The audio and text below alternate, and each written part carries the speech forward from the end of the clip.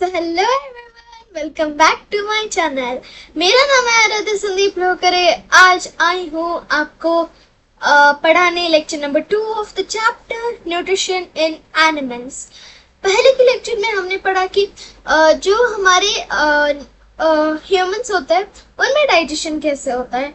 ये पढ़ा कि माउथ है ना, माउथ में ऑब्जॉर्प्शन होता है, फिर फूड पाइप से स्टमक में जाता है, स्टमक से इंटेस्टाइन में, इंटेस्टाइन से लार्ज इंटेस्टाइन में, और लार्ज इंटेस्टाइन से रेक्टम में, और रेक्टम से बाहर। ओके, ये हमने सब कुछ पढ़ा था। तो आज के इस प्यारे से लेक्चर में हम क्या पढ़ने जा रहे हैं, सो देखते हैं, पढ़ते हैं और जानते हैं।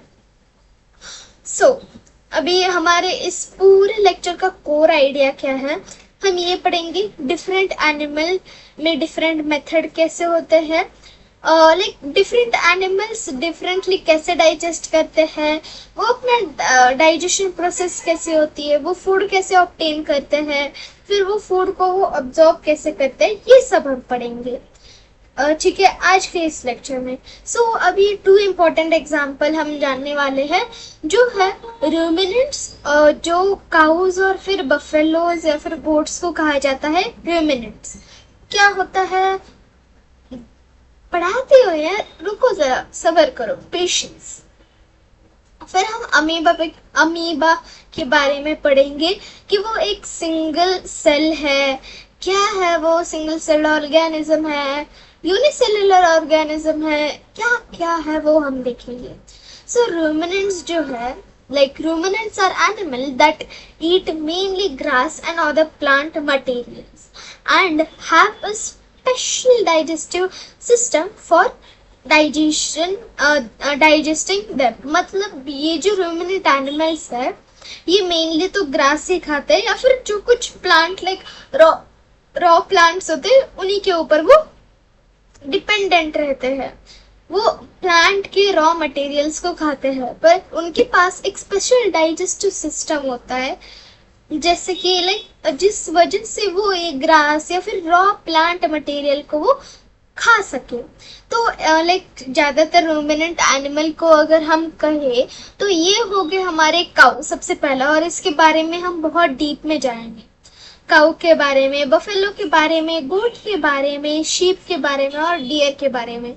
ये सारे जो भी एनिमल्स मैंने 5 के 5 एनिमल्स बोले, ये रूमिनेंट एनिमल होते हैं। ठीक है, ये तो एक तो हर्बीवरस होता है और प्लस रूमिनेंट्स होते हैं। बताती हूँ क्या होता है, रुको रुको। ये जो एनिमल्स है वो सेल्यूलोज, मतलब कि जो सेल होते हैं ना प्लांट के अंदर सेल, और उसके बाहर एक एक्स्ट्रा कवरिंग होती है। लाइक आपने पहले भी पढ़ा होगा कि प्लांट सेल जो होता है, अभी हाँ रुको,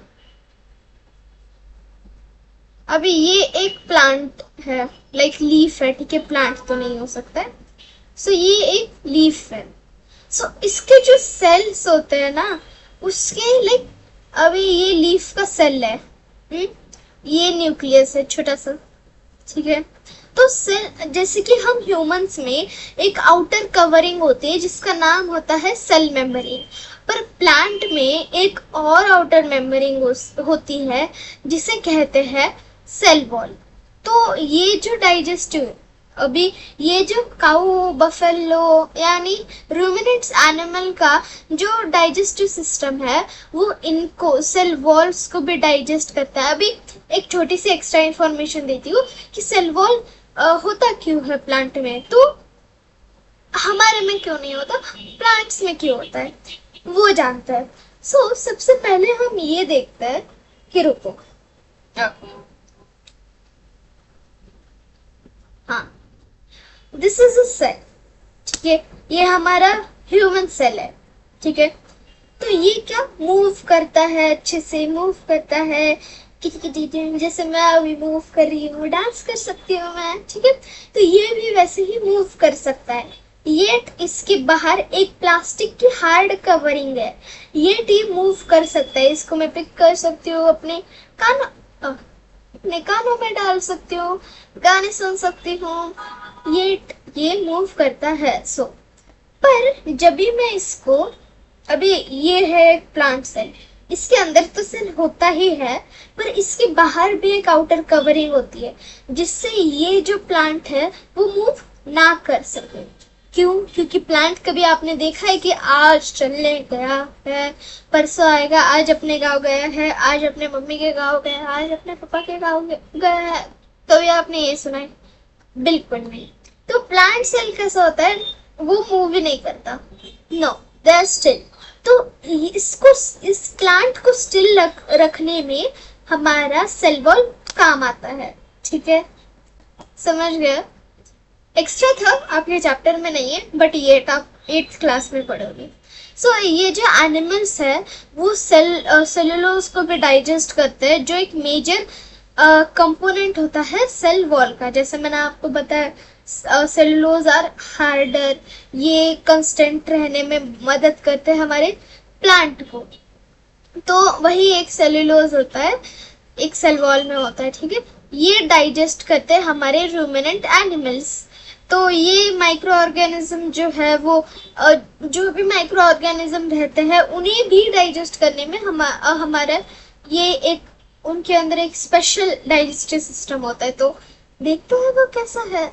so why do ruminant need special digestion? अभी रूमिनेंट को स्पेशल डाइजेशन क्यों? ये तो लगता है भाई हमारे तरह रहो, मस्त मस्त खाओ, मुंह से खाओ, फिर पेट में मस्त डाइजेस्ट होगा। ठीक है, आप क्या, हम पके हुए प्लांट खा रहे हैं, आप रॉ वाले प्लांट खा रहे हो, उसमें क्या फर्क है बेटा? बहुत फर्क है। वो ग्रास खाते हैं और ग्रास में सेल्यूलोज होते हैं, सेल्यूलोज। मैं बहुत भारी वाला एक्सेंट है, आ गया, sorry. Apart from the joke, let's come towards our topic. तो अभी ग्रास के अंदर बहुत सारे सेल्यूलोज होते हैं। अभी ये जो सेल्यूलोज होते हैं ये डिफिकल्ट होते हैं किसी भी एनिमल के को डाइजेस्ट करने में। सो इसी वजह से रूमिनेंट के पास एक ruminants have micro organism, ruminants के पास एक स्पेशल माइक्रो ऑर्गेनिज्म रहता है जो स्पेशल पार्ट, जैसे कि सेलुलोज को स्टमक में ब्रेक डाउन करने में हेल्प करता है। बट अभी मैं ये रीड करके बताती हूँ, ठीक है, इंग्लिश में। Grass contains a lots of cellulose. Cellulose is difficult for many animals to digest. Ruminants have microorganism in a special part of their stomach that helps break down cellulose. मतलब यहाँ पर हमें, मैंने जो आपको बोला ना कि ग्रास के अंदर सेल्यूलोज होते हैं बहुत सारे, वो प्लांट को डिफिकल्ट, एनिमल को डिफिकल्ट होता है डाइजेस्ट करने में।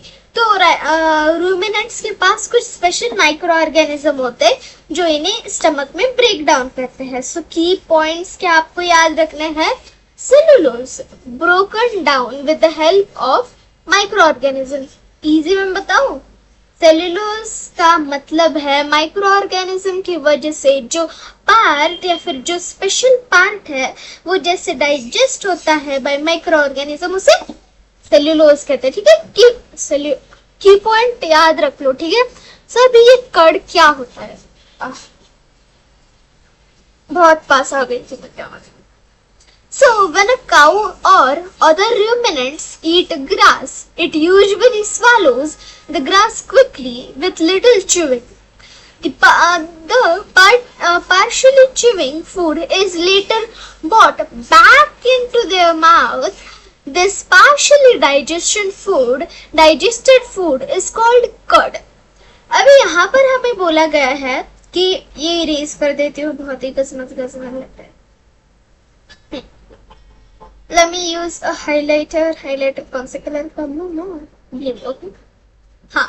सो अभी जब भी हमारा जो काऊ होता है वो ऑब्वियसली ग्रासेस ही खाता है, तो यूजुअली वो बहुत जल्दी निगल लेता है। वो उस ग्रास को लाइक थोड़ा सा चबा लेता है एंड जल्दी से निगल लेता है, ना कि उसे पूरा लाइक वो सलाइवा के साथ मिक्स करता है।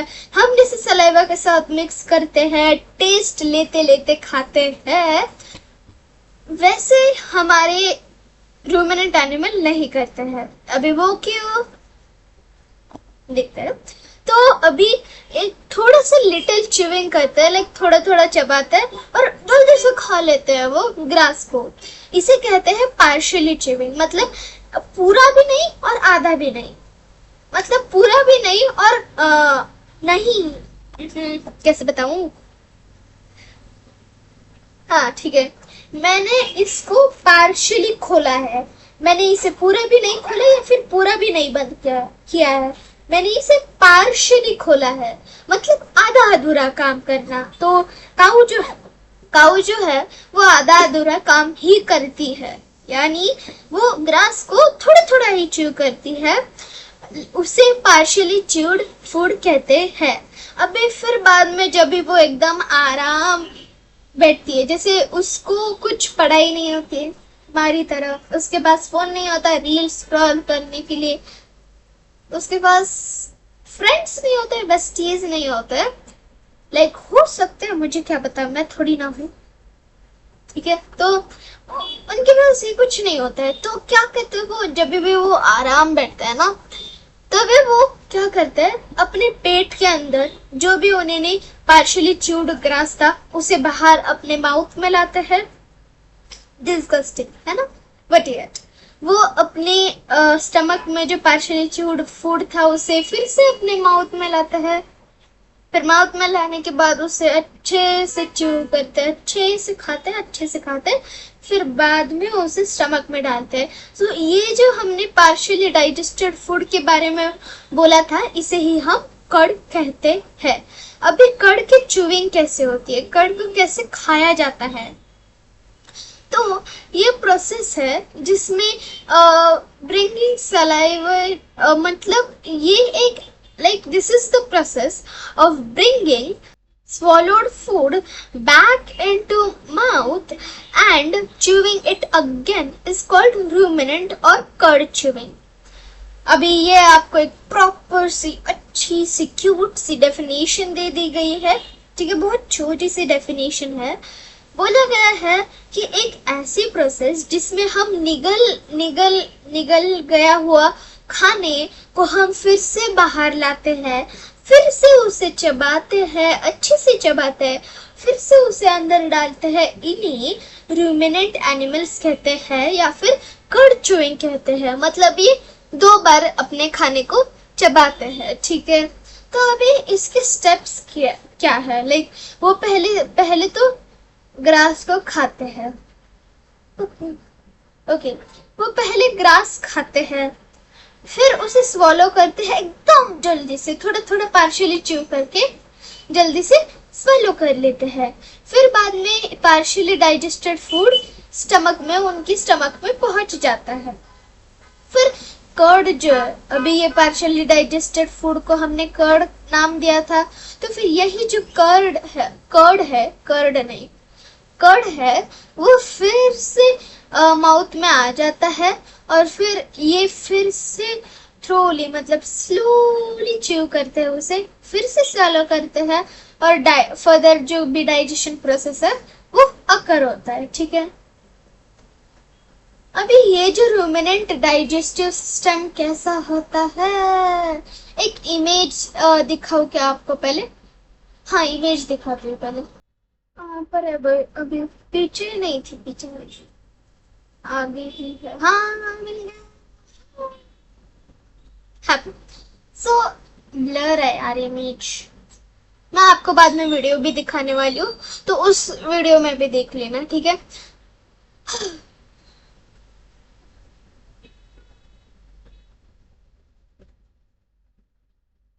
सो रूमिनेंट्स का जो डाइजेशन होता है, पहले वो 4 लाइक उनके, हमारे पास जैसे एक स्टमक है, प्यारा नन्ना मुन्ना, एक छोटा सा जे शेप स्टमक है, वैसे ही हमारा जो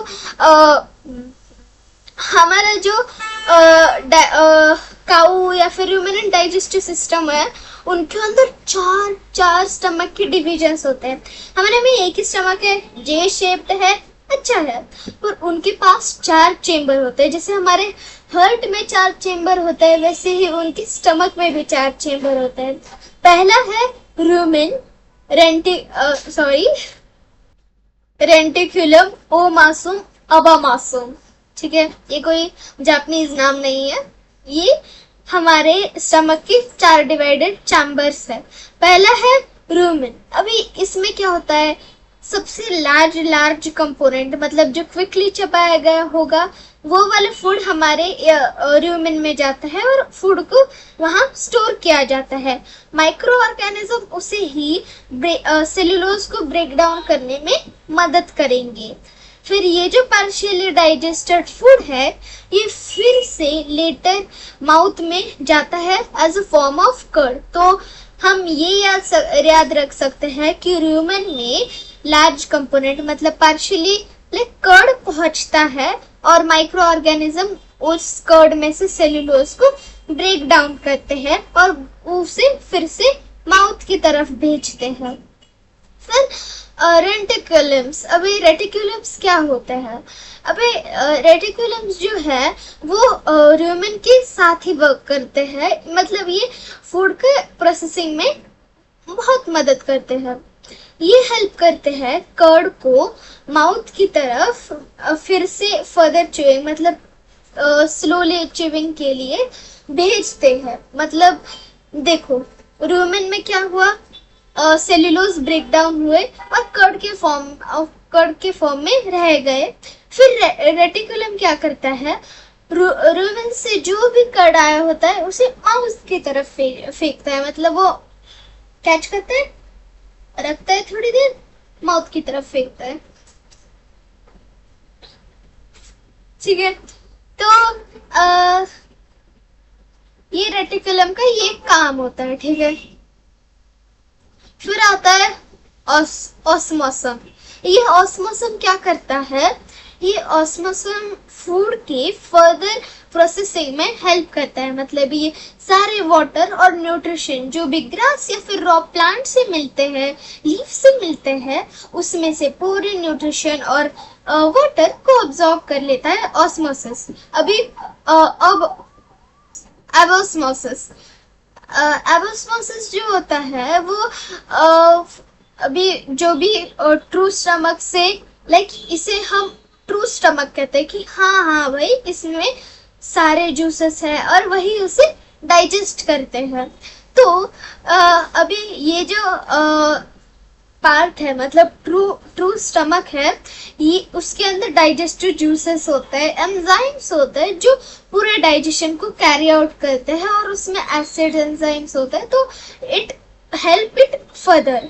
ओके, आगे चलते हैं। सो ये है आपका रेटिकुलम, देन ऑस्मोसिस।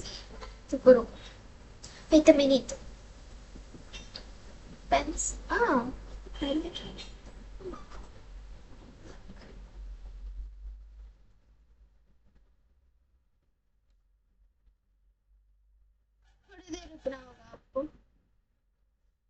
मैंने जो ब्लैक कलर से किया है वो रेटिकुलम है, रेड कलर से जो किया है वो एबोस्मोसिस है, फिर ऑस्मोसिस ग्रीन कलर वाला है और रूमेन हमारा ब्लू कलर वाला है।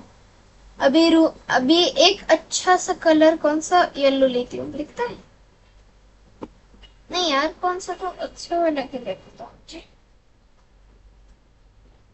पर्पल। हाँ पर्पल दिखेगा, हाँ शायद से। तो अभी यहाँ पर कुछ ग्रास है, ये वाली ग्रास है। ठीक है, ये सारे ग्रास एकदम हमारे काऊ ने खा ली। खाने के बाद जब भी वो क्विकली उसे खा लेती है और फिर उसे रूमेन के पास भेजती है। अबे रूमेन में क्या होता है, माइक्रो ऑर्गेनिज्म उसमें से सेल्यूलोज को डाइजेस्ट कर लेते हैं और डाइजेस्ट करने के बाद वो रेटिकुलम में चला जाता है। यहाँ पर है, ठीक है, रेटिकुलम। तो रेटिकुलम में जाने के बाद वो रेटिकुलम फिर से उसे माउथ की तरफ भेजता है और काऊ उसे slowly slowly slowly slowly slowly खाता है। ठीक है, फिर बाद में ये होने के बाद ये जो थरोली च्यू किया गया होगा, मतलब स्लोली च्यू किया गया होगा फूड जो है वो ऑस्मोसिस में जाता है। फिर ऑस्मोसिस में जाने के बाद सारे वाटर और न्यूट्रिशन ऑब्जॉर्ब किए जाते हैं। फिर बाद में ऑस्मोसिस में से वो एबोस्मोसिस में जाते हैं और फिर वहां से वहां पर वो सारा जो कुछ एंजाइम्स है, जूसेस है, एसिड्स है, वो उसे डाइजेस्ट कर लेते हैं एंड इट गोज लाइक इधर से, ठीक है। रेड ये दिख रहा है, रेड लेजर, हाँ ठीक है। तो यहाँ से वो जाता है, डाइजेस्ट होने के बाद वो इस पाइप से मूव होता है and it just get out from the body. Get out मतलब जो भी अनडाइजेस्टेड फूड है वो बाहर चले जाता है एज अ फॉर्म ऑफ डंक। फिर से होगा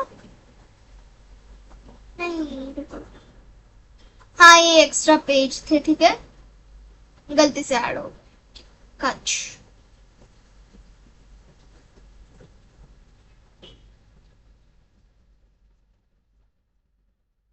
सो ग्रास ईटिंग एनिमल और सेल्यूलोज के बारे में हम कुछ पढ़ते हैं। So plant contain cellulose in their cell wall.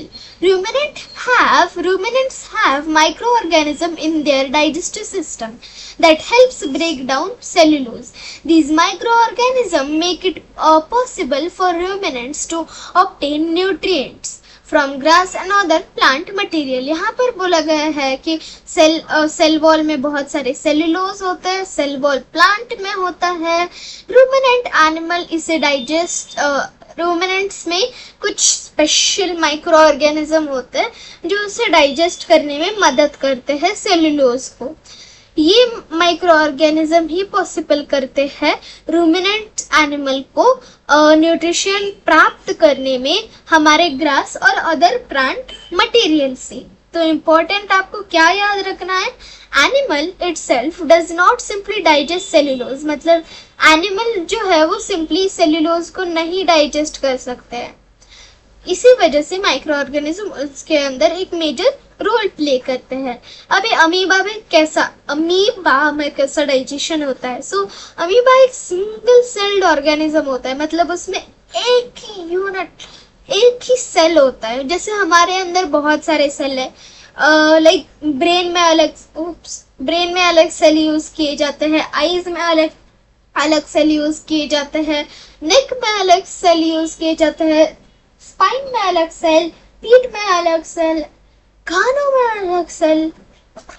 तो हमें मल्टी सेलुलर कहते हैं क्योंकि हमारे पास बहुत सारे सेल हैं।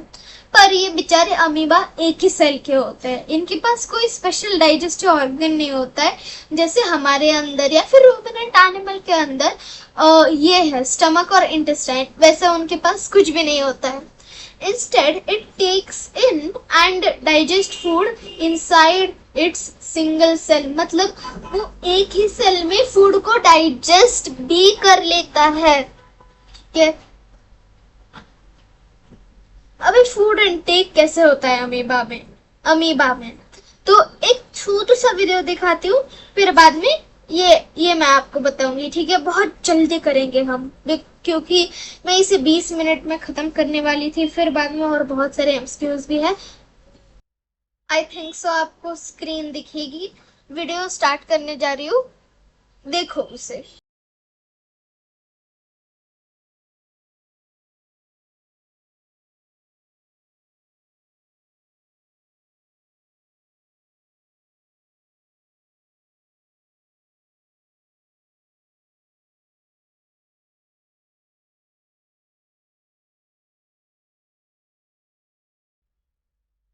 ऐसे उसने क्या किया, उस एक पार्टिकल को ट्रैप कर लिया, अपने पूरे सिंगल सेल को लाइक खींच के, ठीक है, ट्रैप कर लिया उसे एंड ही इज जस्ट, यार मुझे निकालो बाहर, ठीक है। तो उसने इतना पूरा ट्रैप कर लिया है एंड दैट इंसेक्ट अभी मूव कर रहा है। आपने वो वीडियो देख लिया कैसे वो अमीबा अपने आप को स्ट्रेच कर रहा था, उस माइक्रो ऑर्गेनिज्म को अपने अंदर लाइक डाल दिया, ठीक है। जैसे मैं अभी मेरे हाथ के राउंड हूँ, ठीक है, मैं इस हाथ के अंदर ट्रैप हो चुकी हूँ, मैं बाहर नहीं निकल सकती हूँ। तो ऐसे ही वो पूरा डाइजेस्ट कर लेगा मुझे, ठीक है। तो अमीबा अपने आप को एक्सटेंड करता है, ये पढ़ लेना, ठीक है, ठीक है। सो अमीबा में कैसा होता है, फूड पार्टिकल जो होता है वो एक बार जो फूड एकदम लाइक वो स्ट्रेच होने के बाद अंदर आ गया, तो कॉम्प्लेक्स फूड को ब्रेक डाउन करता है कुछ डाइजेस्टिव एंजाइम्स जो अमीबा अमीबा में होते हैं, फिर उसे सिंपलर न्यूट्रिशन में कन्वर्ट किया जाता है और फिर उसे ऑब्जॉर्ब कर लिया जाता है। सिंपल सीक्वेंस अगर मैं बताऊं तो फूड पार्टिकल को फूड वैक्यूल में डाल के उसे डाइजेस्ट करते हैं, फिर उससे उससे बहुत सारे सिंपल न्यूट्रिशन निकालने के बाद उसे वो ऑब्जॉर्ब कर लेते हैं, ठीक है।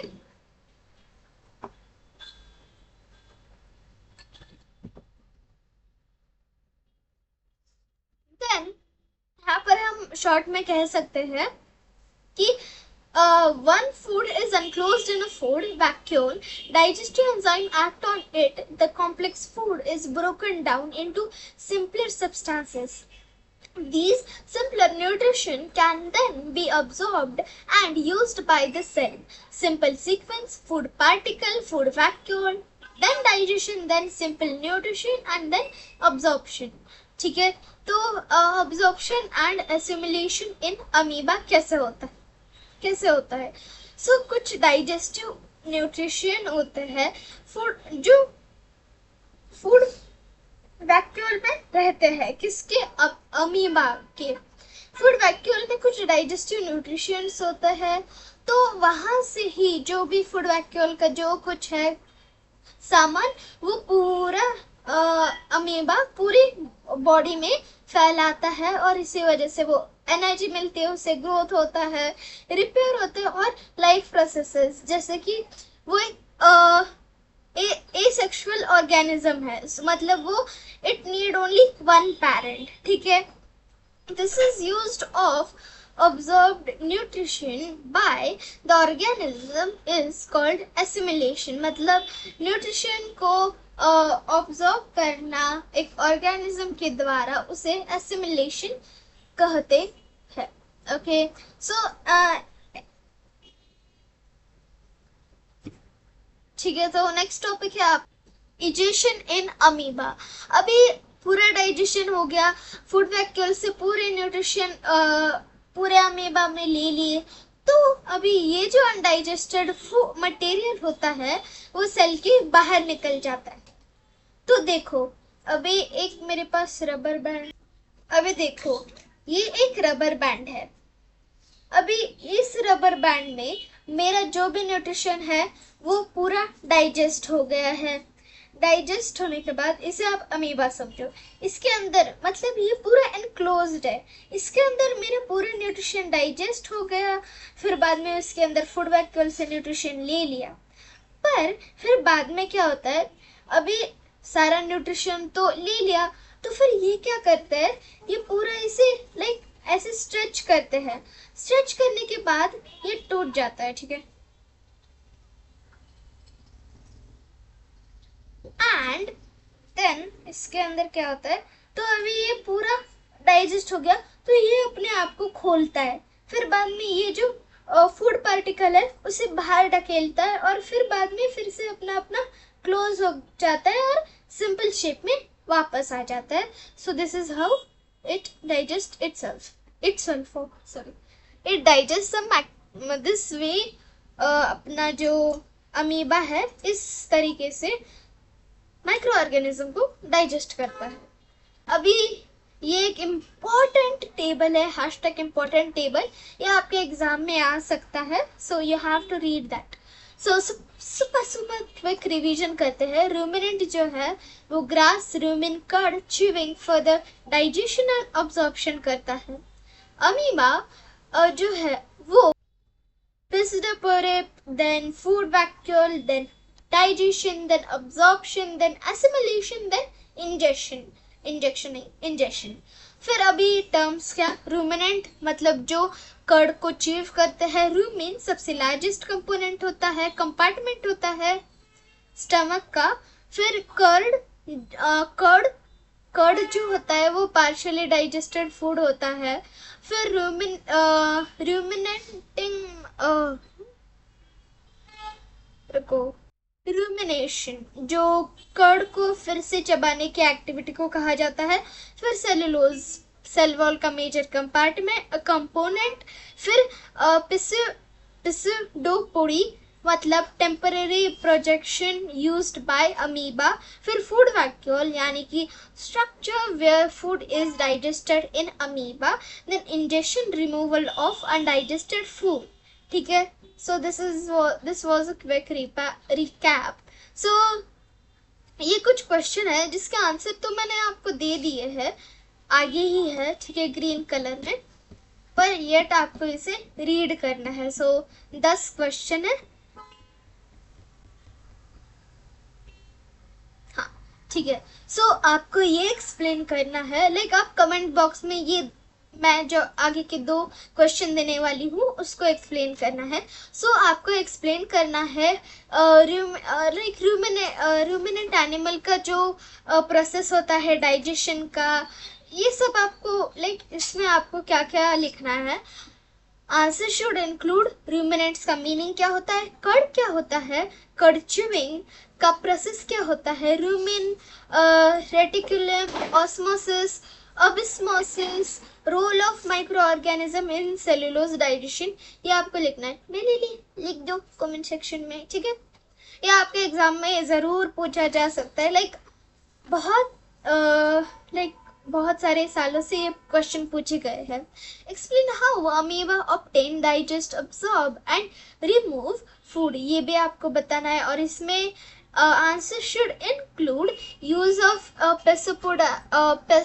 pseudopods to capture food, then formation of food vacuole, then digestion by digestive enzymes, absorption of digested nutrients, then assimilation by cell, then removal of undigested food by digestion, ठीक है। तो ये आपको बताना है। So thank you for your hard work. 32 minutes अगर आप continue बैठे हो सो that's it from Aradhya. Don't forget to like, share and subscribe to my channel. It's Aradhya Explains Stuff. तो बाय बाय, मिलते हैं अगली वीडियो में। अगला वीडियो एमसीक्यू प्रैक्टिस के ऊपर होने वाला है, क्वेश्चन प्रैक्टिस के ऊपर होने वाला है। So don't forget to join that video because that video is too much important. Okay bye.